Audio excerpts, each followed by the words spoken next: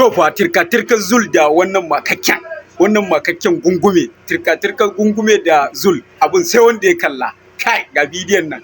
Yanzu mutum da ya gane ni haka ya san ƙato na giredi ya haɗa ido da ni kai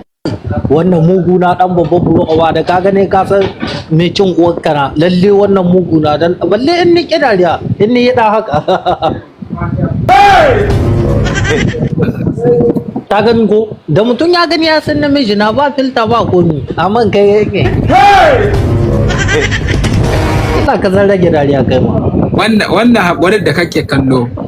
wannan haƙurin da kake kallo ni wajiba ina da ita ta kasa duk wanda ka gani da washi ne ai kai washi da ma ta zo maka a baibai ta zo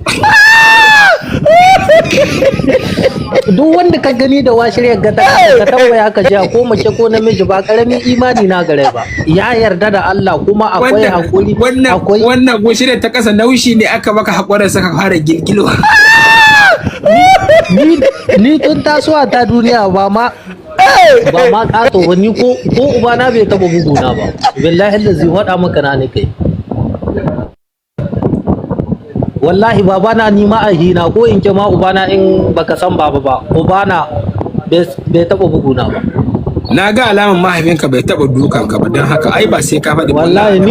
ni ban da so guda ɗaya ni san an ɗirka min kashi shi ma wata yarinya ta na abu can na makarantar da muke ka san makarantar da muke ba a buru ba inda ni ya karatu yanzu zagin ka ya kai 15 daga shigowanka da kai ne zaga ko wani ko cikin mutanen ka na zaga ai hira ta muka amma dai ka ambata zagin dai Talatu hein non j'ai parlé avec lui j'ai parlé avec lui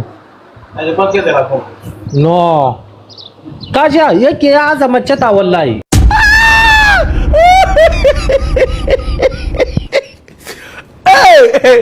Zol Voice Abu Shuaib